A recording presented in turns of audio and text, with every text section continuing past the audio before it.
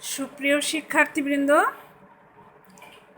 Honours চতুর্থ বর্ষ সমাজকর্ম বিভাগের শিক্ষার্থীদের অনলাইন ক্লাসে স্বাগত জানাচ্ছি। আমি শামীমা নার্গিস, সহযোগী অধ্যাপক, সমাজকর্ম বিভাগ, ভাওয়াল বদরে আলম সরকারি কলেজ, গাজীপুর থেকে। আজকে তোমাদের যে কোর্সটি নিয়ে আলোচনা করব তা হচ্ছে জলবায়ু পরিবর্তন, ইস্যু ও দুর্যোগ ব্যবস্থাপনা। বিষয় কোড হচ্ছে 24-21-03। শিক্ষার্থীবৃন্দ, আশা করি তোমরা ভালো আছো। কোভিড-19 এই সংকটকালীন সময়ে প্রত্যেকেই নিজ নিজ নিরাপদ দূরত্ব বজায় রেখে এবং পরিবার বা অন্যান্য স্বাভাবিক কার্যক্রমগুলো চালিয়ে যাচ্ছ। আশা করি পাশাপাশি তোমরা পরীক্ষার জন্য এই অনলাইন ক্লাসগুলোর মাধ্যমে প্রস্তুতিও গ্রহণ করছো। আমরা আলোচনায় চলে যাই। জলবায়ু কাকে বলে এবং আবহাওয়া কাকে বলে, এই দুটা নিয়ে আজকে আমরা আলোচনা করব। বাংলাদেশে দুটির কি প্রভাব রয়েছে, বর্তমানে আবহাওয়া এবং জলবায়ু সারা বিশ্বে তোমরা জানো যে একটা অশুভ সংকেত বিরাজমান। এই দুটি নিয়ে আবহাওয়ার বিরাট পরিবর্তন আমরা লক্ষ্য করছি। আচ্ছা, তো আমরা আবহাওয়া বা ওয়েদার কি এটা নিয়ে আলোচনা করি। আবহাওয়া মূলত প্রতিদিনের বা তার চেয়েও কম সময়ের বায়ুর যে তাপমাত্রা, আর্দ্রতা, বৃষ্টিপাত, তুষারপাত বা আমাদের বায়ুমণ্ডলের যে অবস্থা, এগুলোকে নিয়েই হচ্ছে আবহাওয়া। অন্যদিকে জলবায়ু হচ্ছে বা জলবায়ু বলতে বোঝায় যে কোনো নির্দিষ্ট এলাকার, যেমন 30 থেকে 35 বছর ধরা হয় বা তার চেয়েও বেশি সময়ের যে গড় আবহাওয়া, সেটাকে আমরা বুঝি জলবায়ু। আবহাওয়া এবং জলবায়ু এর উপরই নির্ভর করে কিন্তু প্রাণীর জীবন আচরণ এবং তার বেঁচে থাকা। কারণ জলবায়ুর পরিবর্তনের সাথে সাথেই দেখা যায় প্রাণীকুলের যে জীবন আচরণ, সেখানেও একটা পরিবর্তন লক্ষ্য করা যায়। পৃথিবীর জলবায়ু সবসময় পরিবর্তনশীল। জলবায়ুর যেই পরিবর্তন, এটা বর্তমানে মানব সভ্যতায় একটা বিশাল চ্যালেঞ্জ হয়ে দাঁড়িয়েছে। আমরা মনে করি যে একটা অশুভ সংকেত হিসেবে দাঁড়িয়েছে। জলবায়ুর যে পরিবর্তনটা, এর ফলাফলটা খুব বেশি সুখকর নয়। কারণ কখনো আমরা লক্ষ্য করছি খুব বেশি শীত, খুব বেশি গরম, আবার কখনো খরা, অতিবৃষ্টি, অনাবৃষ্টি। যখন যে সময়ে যেটা হওয়ার কথা তখন সেটা হচ্ছে না। এই সময়ের ব্যবধানে দেখা যাচ্ছে এটার প্রভাবগুলো বিভিন্ন রকম হয়ে থাকে। জলবায়ু রবিনসনের মতে, যদি আমরা একটা সংজ্ঞা দিতে চাই, যে রবিনসনের মতে জলবায়ু বা ক্লাইমেট হচ্ছে climate is the average of the customary weather conditions of a place. মানে কোনো একটি স্থানের আবহাওয়ার যে গতানুগতিক উপাদানগুলো রয়েছে, তার গড় একটা ফলাফলকে আমরা আবহাওয়া বলি।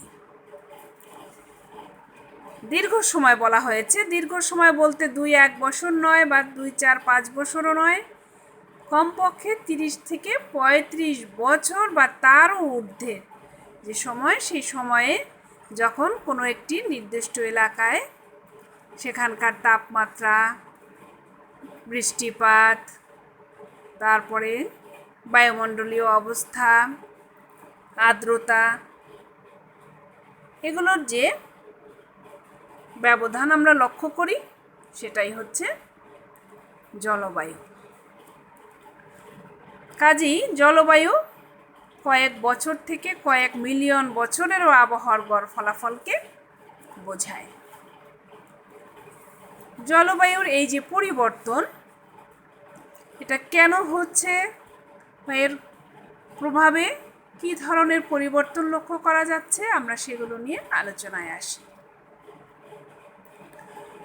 জলবায়ুর পরিবর্তন খুব ধীর গতিতে সম্পন্ন হয়।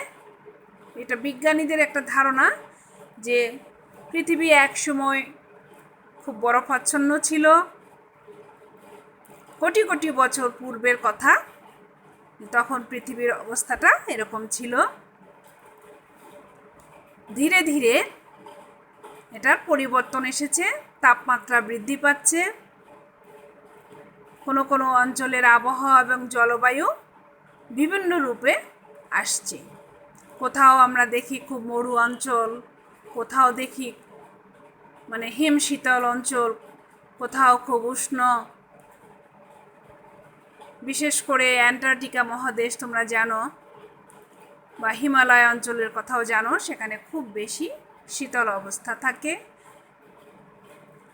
আর মরু অঞ্চল আমরা অ্যান্টার্কটিকা মহাদেশকেই বলা হয়, বোঝানো হয়। বাংলাদেশের অবস্থা কি? বাংলাদেশে আমরা দেখি এখানে জলবায়ু নাতিশীতোষ্ণ। এখানে শীতকালে, বিশেষ করে আমরা শীতকাল বলি পৌষ এবং মাঘ মাসকে, শীতকালে আমাদের এখানে তাপমাত্রা কমে যায়। আবার গ্রীষ্মকালে যেমন বৈশাখ ও জ্যৈষ্ঠ মাসে তাপমাত্রা বেড়ে যায়। অন্যদিকে আবার বর্ষাকালে দেখা যায় আষাঢ় এবং শ্রাবণ মাসের দিকে যে তাপমাত্রা কী হয়, তখন অপেক্ষাকৃত বেশি হলেও সেই সময় আবার বৃষ্টিপাত হয় বেশি, কোথাও কোথাও বন্যা প্লাবিত হয়। আবার কোথাও অতিবৃষ্টি হয়, আবার কোনো কোনো জায়গায় আবার দেখা যাচ্ছে ততটা বৃষ্টিপাতও হয় না। এই যে একটা পরিবর্তন আমরা লক্ষ্য করছি, এর ফলে কি হচ্ছে যে জলবায়ুর এই পরিবর্তনের ফলেই কোনো কোনো স্থানে আমরা মরুকরণ প্রক্রিয়ার কথা বলি, যে মরুকরণ প্রক্রিয়া শুরু হয়েছে। তোমরা জানো আমাদের পানির যে স্তর আছে সেটা ধীরে ধীরে নেমে যাচ্ছে।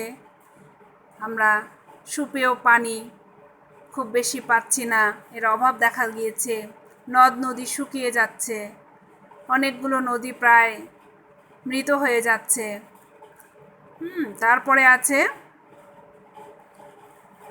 কোথাও কোথাও আবার দেখা যাচ্ছে যে সমুদ্র উপকূলবর্তী অঞ্চলগুলো আমরা দেখছি সেটাও অনেকটা ঝুঁকিতে রয়েছে। সমুদ্রপৃষ্ঠের উচ্চতা বেড়ে যাচ্ছে, ফলে কি হচ্ছে যে এই সমুদ্র সংলগ্ন যে আমাদের জেলাগুলো রয়েছে সেগুলো অনেক সময় তলিয়ে যাচ্ছে, পানির নিচে তলিয়ে যাচ্ছে। তো এই যে জলবায়ুর যে ঝুঁকি, এই ঝুঁকি মোকাবেলায় আমাদের সকলকে কাজ করতে হবে। এর জন্য একটা সঠিক নীতিমালা দরকার আছে। তো আমরা সেগুলো নিয়ে একটু আলোচনায় যাই। জলবায়ুর এই যে পরিবর্তন, বারবারই বলছি যে এটা একটা দীর্ঘ সময়ব্যাপী চলছে। দীর্ঘ সময় বলতে 25-30 বছরের ঊর্ধ্বে যে সময়, সেই সময় থেকে এটা চলছে। কোথাও আমরা দেখছি জলবায়ুর এই পরিবর্তনের কারণে আগ্নেয়গিরির অগ্ন্যুৎপাত হচ্ছে, তারপরে কোথাও কোথাও যেগুলো আর কি প্রাকৃতিকভাবেই পাহাড় ধস হচ্ছে। আবার আমরা দেখছি যে এই প্রাকৃতিক যে প্রভাব, এর বাইরেও আবার মনুষ্য সৃষ্টিও কিছু কিছু ঘটনা রয়েছে বা মনুষ্য সৃষ্ট কিছু কাজ রয়েছে যা আমাদের এই জলবায়ুকে প্রভাবিত করছে। এর ফলেও আমাদের জলবায়ু কি হচ্ছে, কোথাও খুব বেশি উষ্ণ হয়ে যাচ্ছে, কোথাও খুব বেশি হিম বা শীতল হয়ে যাচ্ছে। এর জন্য তোমরা দেখেছো যে অনেক কিছুই দায়ী। এর জন্য অনেক কিছু দায়ী, যেমন আমরা এই যে প্রাকৃতিক যে বনায়ন বা গাছপালা সেগুলো আমরা নিজেরা ধ্বংস করে ফেলছি, গাছ কেটে ফেলছি, তারপরে বৃক্ষ আমরা আগুন লাগিয়ে পুড়িয়ে দিচ্ছি। এগুলোকে বলা হয় ম্যানমেড বা মনুষ্য সৃষ্ট বিভিন্ন কাজ। ফলে আমাদের জলবায়ুটা এখন খুব চ্যালেঞ্জের মুখে এসে দাঁড়িয়েছে। তো বাংলাদেশের এই জলবায়ু আমরা নিয়ে আলোচনা করব যে এখানে কী কী ফ্যাক্টরস রয়েছে বা কী কী উপাদান রয়েছে। প্রথমেই আলোচনা করা যাক আমাদের তাপমাত্রা নিয়ে বা টেম্পারেচার নিয়ে। বাংলাদেশের জলবায়ুটা ক্রান্তীয় জলবায়ুর অন্তর্ভুক্ত। আমাদের দেশে 6টি ঋতু রয়েছে এবং বিভিন্ন ঋতুতে বিভিন্ন ধরনের তাপমাত্রা প্রভাব লক্ষ্য করা যায়। এই ষড় ঋতুর মধ্যে আবার আমরা দেখি যে মার্চ থেকে জুন মাস পর্যন্ত আমাদের এখানে বেশি তাপমাত্রা থাকে। আবার জুন থেকে নভেম্বর পর্যন্ত আবহাওয়া কিছুটা উষ্ণ থাকলেও এ সময় বৃষ্টিপাত বেশি হয় এবং ধীরে ধীরে ডিসেম্বর থেকে আবার ফেব্রুয়ারি পর্যন্ত আমাদের এখানে শীতকাল বলা হয়।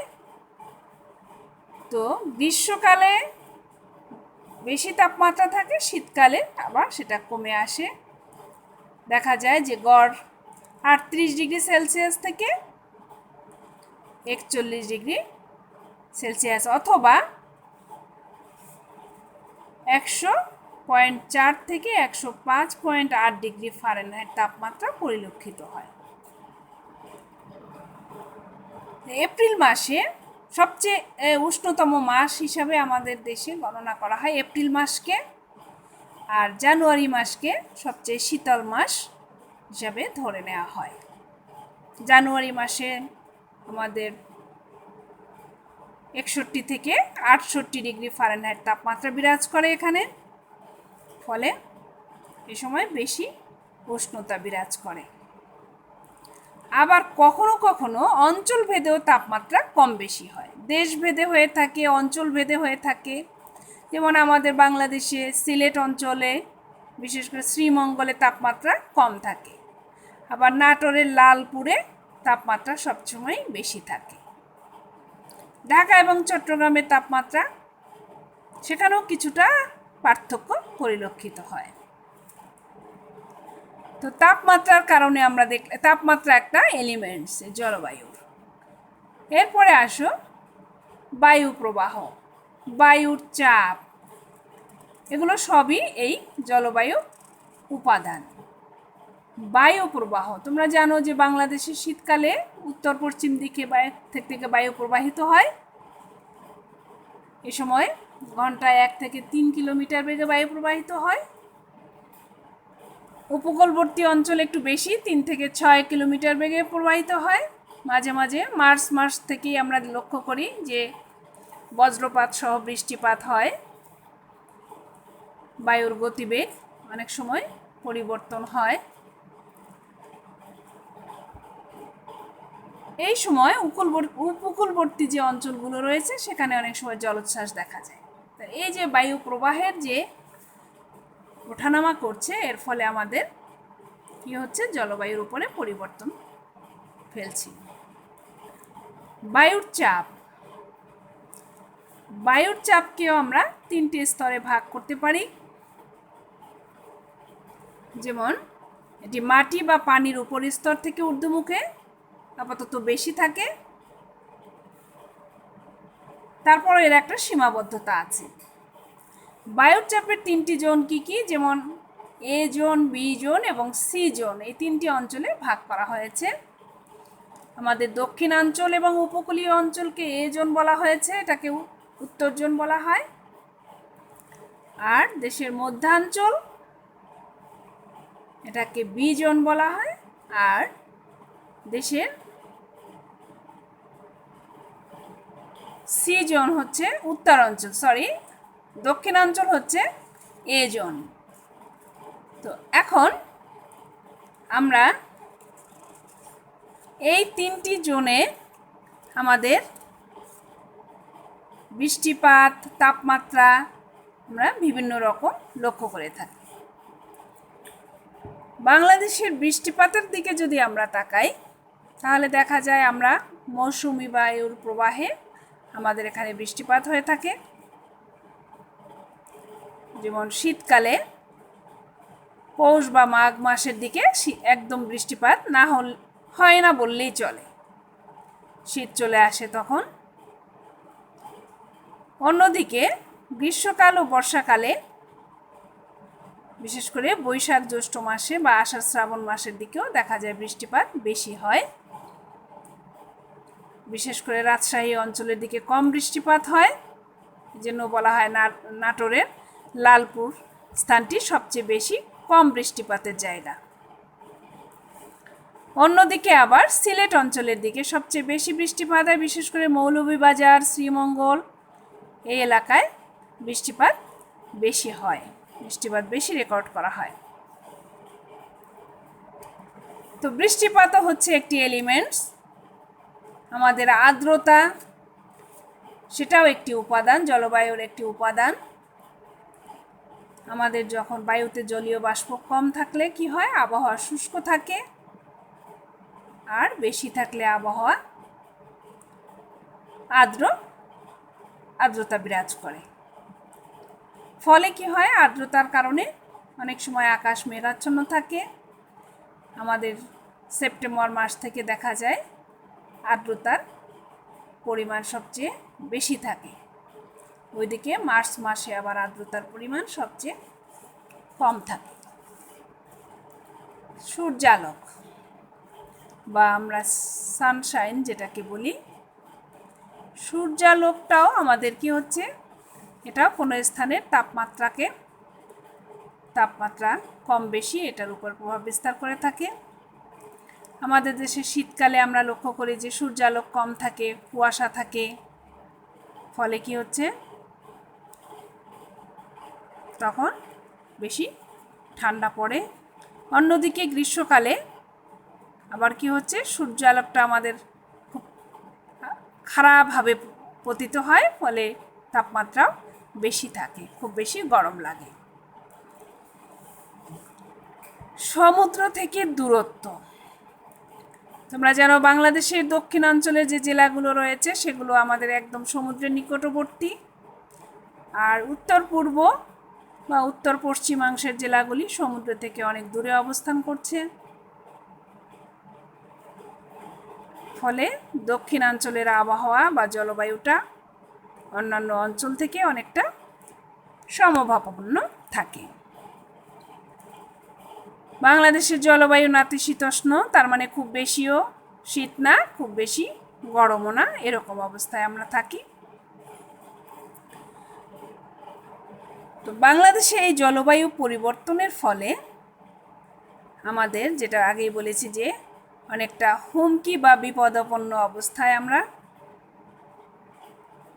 অবস্থার সম্মুখীন হচ্ছি। কীরকম সেগুলো, যেমন আমাদের নদ নদীগুলো শুকিয়ে যাচ্ছে, আমাদের বৃষ্টিপাত যে পরিমাণ হওয়ার কথা তা হচ্ছে না, অনিয়মিতভাবে বৃষ্টিপাত হচ্ছে, ফলে আমাদের কৃষির উপরেও প্রভাব ফেলছে। কৃষি, বিশেষ করে আমাদের প্রধান খাদ্যশস্য যেমন ধান, পাট বা এই যে শস্যগুলো রয়েছে সেগুলো উৎপাদনে বাধা সৃষ্টি করছে, যা আমাদের খাদ্য সমস্যা তৈরি করছে। আমাদের নদ নদীগুলো শুকিয়ে যাচ্ছে, ফলে পানি প্রবাহ কমে যাচ্ছে, যা কৃষির উপরেও প্রভাব বিস্তার করছে। যেটাকে আমরা বলছি যে আমাদের এই বৃষ্টিপাত কমে যাওয়াটাকে বলছি যে মরুকরণ প্রক্রিয়া শুরু হয়েছে। খরা অনেক সময়ই লক্ষ্য করা যাচ্ছে আমাদের উত্তরবঙ্গে, রংপুর খরার জায়গা বলা হয়, যে সেখানে খরা প্রবণ এলাকা, যেখানে নদ নদী একটু কম আছে সেখানে যেটুকুই আছে খালবিল শুকিয়ে যায়, পানি কমে যায়, পানিতে যে আমাদের মৎস্য সম্পদ রয়েছে সেটা কমে যায়, আমাদের যে বৈচিত্র্য রয়েছে সেটার উপরেও প্রভাব ফেলছে। আমাদের দক্ষিণাঞ্চলে লবণাক্ততার পরিমাণ বেশি, তার কারণ হচ্ছে সেখানে জোয়ার ভাটা চলে, জোয়ারে যখন পানি বেড়ে যায় তখন সে সমুদ্রের পানি থেকে লবণ নিয়ে আসে, ফলে কি হচ্ছে আমাদের মাটির এই লবণাক্ততা আমাদের মাটির উর্বরতাকে কমিয়ে দিচ্ছে। ফলে নির্দিষ্ট কিছু বৃক্ষ বা গাছপালা আমাদের ফল ফলাদি নির্দিষ্ট কিছু সেই এলাকায় জন্মে, যেমন নারিকেল, সুপারি, এগুলো সেখানে বেশি হয়ে থাকে। আবার আমরা দেখছি যে আমাদের যে নদ নদীর নিকটবর্তী যে জায়গাগুলো রয়েছে সেখানে অতি বন্যার কারণে অনেক সময় সেখানে কি হচ্ছে যে ঘূর্ণিঝড়, এগুলো কারণে আমাদের জনগণের বিভিন্ন ক্ষয়ক্ষতি লক্ষ্য করা যায়। আবার এই যে নদী নিকটবর্তী বা সমুদ্র নিকটবর্তী যে জায়গাগুলো রয়েছে, যে এলাকা রয়েছে, সেখানে লোনা পানির প্রভাব রয়েছে। ফলে কি হচ্ছে, এই যে লবণাক্ততা বা লোনা পানি, এটা আমাদের যে মৎস্য সম্পদ রয়েছে, মিঠা পানির যে মৎস্য সম্পদগুলো রয়েছে পুকুরে, সেগুলোতে কি হচ্ছে, সেগুলোকে মিঠা পানির মাছগুলো আর সেখানে থাকছে না, সেগুলো নষ্ট হয়ে যাচ্ছে, তারা বংশবিস্তার করতে পারছে না।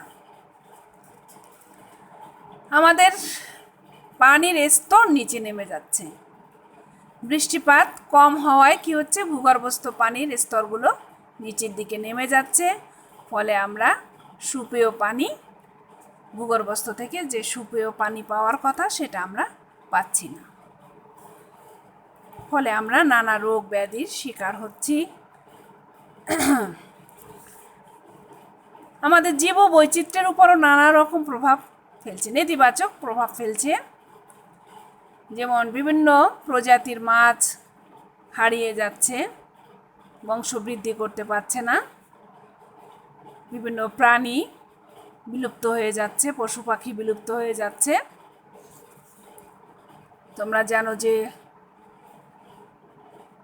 যেমন কিছু পাখির নাম আমরা জানি, বাবুই পাখি, হ্যাঁ, তারপর শকুন, বাজ পাখি, ডাহুক, পানকৌড়ি, এগুলো আমরা ইদানিং যারা দেখতাম যে খালবিল, পুকুর বা সমুদ্র নিকটবর্তী, ওরা এখান থেকেই বিভিন্ন ছোট মাছ ইত্যাদি খেয়ে বেঁচে থাকতো, কিন্তু এগুলো এখন কমে গিয়েছে। এখন পানকৌড়ি, এগুলো এখন একেবারেই হারিয়ে যাচ্ছে বা বিলুপ্ত হয়ে যাচ্ছে। মোট কথা, আমাদের এই জলবায়ুর এই যে পরিবর্তন, এটা বাংলাদেশের অর্থনীতিকে, আমাদের প্রাকৃতিক, অর্থনৈতিক বা সামাজিক জীবনকেও বিপদের সম্মুখীন করছে। এই জলবায়ুর পরিবর্তনকে আমরা দুটো ভাগে ভাগ করতে পারি, একটা হচ্ছে প্রাকৃতিক কারণ, অন্যটা হচ্ছে মানব সৃষ্ট কারণ, ন্যাচারাল কজ, আর একটা হচ্ছে ম্যান মেড কজ।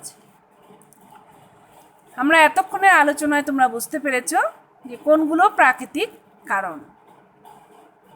যেমন ভূমিকম্পের কথা যদি আমরা বলি, আমাদের দেশ যদিও ভূমিকম্প প্রবণতা কম, জাপানের কথা জানো, বিভিন্ন দেশের কথা জানো যে ভূমিকম্প বা আগ্নেয়গিরির অগ্ন্যুৎপাত, এগুলো আমাদের দেশে, আবার তুষার ঝড়, এগুলো আমাদের দেশে কিছুটা হলেও কম আছে। কিন্তু এছাড়াও প্রাকৃতিক নানা কারণ রয়েছে, যেমন আমাদের দেশে বেশি হয় অতিবৃষ্টি বা অনাবৃষ্টি, এই দুইটা। তাহলে বৃষ্টিপাত একটি প্রাকৃতিক কারণ, ঘূর্ণিঝড় ও জলোচ্ছ্বাস এটা একটি প্রাকৃতিক কারণ, ওজোন স্তর নেমে যাওয়া এটা একটি প্রাকৃতিক কারণ, অগ্ন্যুৎপাত প্রাকৃতিক কারণ, কিন্তু বাংলাদেশে একটু কম। সূর্যালোকের স্থায়িত্ব, মানে আমরা যে সূর্য থেকে যে সূর্যরশ্মি থেকে যে আলোটা পাই, সেই সূর্যালোকটাও এটা যদি খুব বেশি দীর্ঘক্ষণ, যদি আমাদের অনেক, তোমরা জানো আমাদের এখানে একটা সময় থাকে, আমাদের দিন অনেক বড়, রাত ছোট। তার কারণ হলো এই দিন বড় হওয়ার কারণে কি হয়, সূর্যালোকটাও আমরা দীর্ঘক্ষণ পেয়ে থাকি। হ্যাঁ, আবার শীতকালের দিকে দেখা যাচ্ছে যে দিবাভাগ আমাদের কম, ফলে সেই সময় আবার আমরা কম সূর্যালোক পেয়ে থাকি। ফলে হচ্ছে কি, যে আমাদের এই বৃক্ষ বলো বা আমাদের যে উৎপাদন, সেগুলো মধ্যে পার্থক্য লক্ষ্য করা যায়। এছাড়াও আরও কিছু প্রাকৃতিক কারণ রয়েছে, যেমন গ্রিন হাউস। গ্রিন হাউস গ্যাসের নাম তোমরা শুনেছ, কার্বন ডাইঅক্সাইড, মিথেন এবং কার্বন মনোঅক্সাইড ইত্যাদি। এই গ্যাসগুলো কি হচ্ছে, আমাদের জলবায়ুকে প্রভাবিত করছে। এটার কারণে বায়ুমণ্ডল কি হচ্ছে, এই যে আমরা এখন লক্ষ্য করছি যে বায়ুমণ্ডল খুব বেশি উষ্ণ হয়ে যাচ্ছে। অতিমাত্রায় আমরা দেখি, লক্ষ্য করি যে খুব বেশি গরম পড়ছে, আবার অনাবৃষ্টি হচ্ছে, আবার কখনো জলোচ্ছ্বাস হচ্ছে, ঘূর্ণিঝড় হচ্ছে। এগুলো এই গ্রিন হাউস গ্যাসের প্রভাবে হচ্ছে। ফলে আমাদের এখানে বায়ুমণ্ডলের তাপমাত্রা ওঠানামা করছে।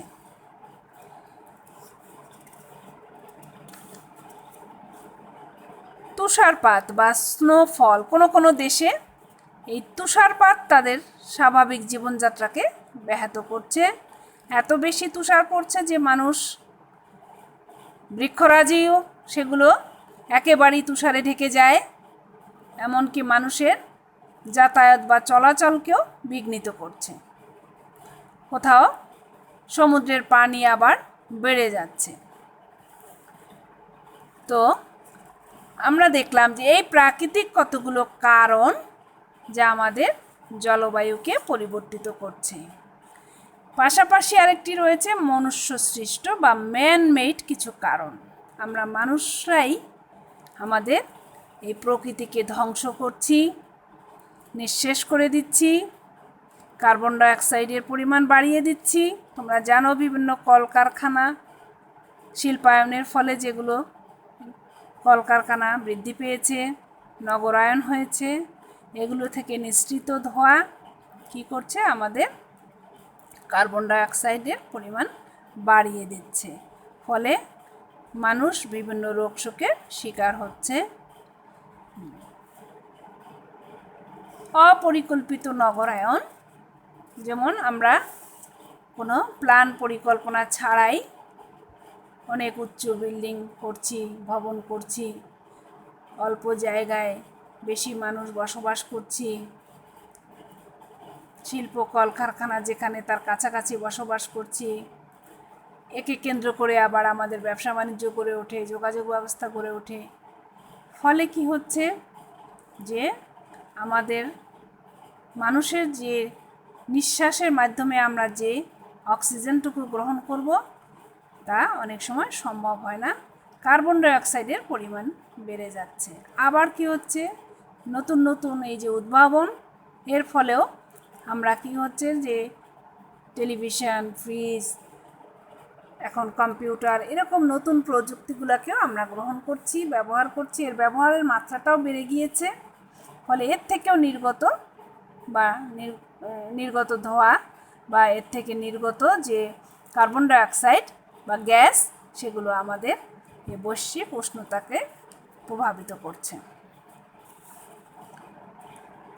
শিল্প বিপ্লব, শিল্পায়ন যেখানেই ঘটে তোমরা জানো, সেখানেই জনসংখ্যা বেড়ে যায়, মানুষের কাজ বেড়ে যায়, কর্মসংস্থান বেড়ে যায়। ফলে শিল্প বিপ্লবও আমাদের এই জলবায়ুকে প্রভাবিত করছে। অ্যাক্সিডেন্ট বা দুর্ঘটনা। অনেক সময় আমরা শিল্প কলকারখানায় কাজ করতে যেয়ে আকস্মিক কিছু দুর্ঘটনারও শিকার হয়ে থাকি। তোমরা জানো কয়লা খনিতে মানুষ কাজ করছে, গ্যাস ফিল্ডে কাজ করছে, তেল ফিল্ডে কাজ করছে। সেই আমরা তেল আহরণ করে সেই তেল দিয়ে আমাদের প্রতিদিনের কার্যক্রমগুলো পরিচালনা করছি গ্যাস দিয়ে, তাই না? তো এইগুলো কি হচ্ছে, উত্তোলন করতে যেও নানা দুর্ঘটনার শিকার হচ্ছে মানুষ। প্রযুক্তির অ্যাবিউজ, তোমরা জানো আমাদের যে প্রযুক্তি রয়েছে সেটার আমরা ঠিকমতো ব্যবহার করতে পারি না। যেমন একটা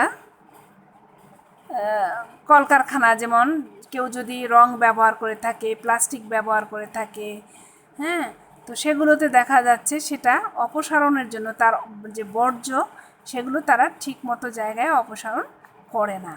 ফলে এই বর্জ্যগুলো যেখানে সেখানে ফালানো হয় এবং এর থেকে নির্গত যে আমরা জানি যে গ্যাস, বিষাক্ত গ্যাস উদ্গীরণ হয়, সেটা আমাদের জলবায়ুকে ক্ষতিগ্রস্ত করছে। মোটরযান থেকেও নির্গত যে ধোঁয়া সেগুলো আমাদের জীবনকে, আমাদের জলবায়ুকে প্রভাবিত করছে। তো আমরা দেখলাম যে জলবায়ু পরিবর্তনের ক্ষেত্রে মানুষের তৈরি কিছু কারণ আছে, আর একটা আছে ন্যাচারাল বা প্রাকৃতিক কারণ। বাংলাদেশে দুটিরই প্রভাব আমরা লক্ষ্য করলাম কী মাত্রায় এর প্রভাবগুলো পড়ছে। তো এর জন্য আমাদের কি করণীয় আছে পরিবেশ রক্ষায়? তোমরা জানো যে পরিবেশ রক্ষায় বিশ্ব এখন খুব তৎপর। প্রত্যেকটা দেশেরই এখন আলোচনার বিষয় হচ্ছে যে আমাদের এই জলবায়ু বা পরিবেশ এটাকে রক্ষা করার জন্য কি কি ধরনের পদক্ষেপ নিতে হবে। আমরা সমাজকর্মের স্টুডেন্টরা প্রথমেই যেটা বুঝি সেটা হচ্ছে যে অ্যাওয়ারনেস বা সচেতনতা তৈরি করতে হবে। আমরা যদি প্রত্যেকেই আমাদের নিজ নিজ দায়িত্ব এবং কর্তব্যগুলো ঠিকমতো পালন করি, আমরা যদি এগুলো বুঝতে পারি, তাহলেই আমরা অনেকখানি এর থেকে বেরিয়ে আসতে পারবো। আমরা নিজেদের পরিবেশকে নিজেরাই ধ্বংস করি। যেমন একটু আগেই বলেছি যে আমরা নিজেরা বৃক্ষ কেটে ফেলি, হ্যাঁ, বৃক্ষ কেটে আমরা সেটাকে জ্বালানি হিসেবে ব্যবহার করি। ঘর বাড়ি নির্মাণ করতে যে বৃক্ষকে কেটে ফেলি, কমিয়ে, এতে বৃক্ষ কমিয়ে যায়, কিন্তু এই বৃক্ষই হচ্ছে আবার আমাদেরকে বেঁচে থাকার জন্য আমাদের অন্যতম সোর্স। কিন্তু আমরা যদি যেটা কাটবো আবার সেটাকে সেই পরিমাণ যদি আমরা আবার বৃক্ষরোপণ না করি, তাহলে কী হবে, আমাদের এই বন উজাড় হয়ে যাবে, তাই না? সেই জন্য আমাদেরকে বৃক্ষ সবসময় সংরক্ষণ করতে হবে। আমরা যে কাজে এটাকে ব্যবহার করব, পুনরায় আবার নতুন করে সেখানে আবার বৃক্ষ রোপণ করব। আমাদের দেশে তোমরা জানো আমরা সমৃদ্ধির প্রায় দ্বার প্রান্তে পৌঁছে গেছি। কাজেই সেখানে শুধু প্রযুক্তি ব্যবহার করলেই চলবে না, আমাদেরকে প্রাকৃতিক যে বিষয়গুলো রয়েছে, যেমন এই বৃক্ষরাজির কথা বললাম, আমাদের পানি, সমুদ্র, নদ নদীর কথা বললাম, এগুলোকে আমাদের আবার এই আমাদের সম্পদগুলোকে আমাদের ধরে রাখতে হবে, এগুলোকে সংরক্ষণ করতে হবে।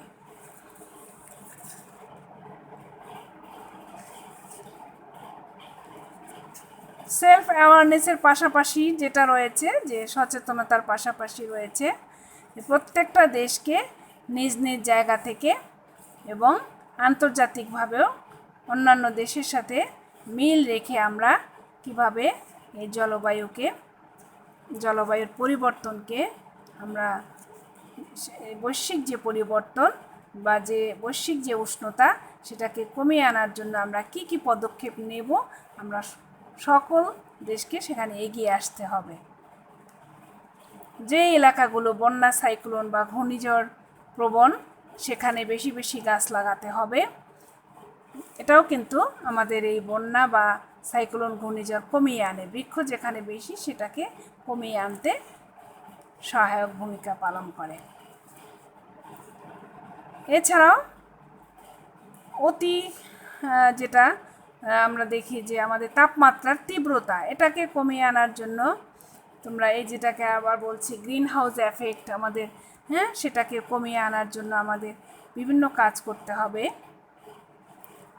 এর আগে ইতিপূর্বেও বা বর্তমানেও তোমরা জানো বিভিন্ন দেশে এটা নিয়ে অনেক সম্মেলন হয়েছে, জাতিসংঘ সেখানে এগিয়ে এসছে যে আমাদেরকে কী করণীয় বা কী করতে হবে। কিছু কিছু দেশ তোমরা জানো, আমরা যারা তৃতীয় বিশ্বের দেশগুলো তারা অনেকটাই দারিদ্র্যপীড়িত, কাজে সেই দেশগুলোকেও কিছুটা ঋণ সহায়তা দিয়ে যেন আমরা এই সমস্যাটাকে মোকাবেলা করতে পারি, সেজন্য আমাদেরকে বিভিন্ন কার্যক্রম হাতে নিতে হবে। কাজেই আমরা লক্ষ্য করলাম যে আমাদের এই জলবায়ু পরিবর্তনে বাংলাদেশের বা সমাজকর্মের শিক্ষার্থীদের কি কি ভূমিকা রয়েছে বা তাদের কি কি উদ্যোগ নিতে হবে, সেখানে এই বিষয়গুলো আমরা আজকে জানলাম, জলবায়ু সম্পর্কে জানলাম।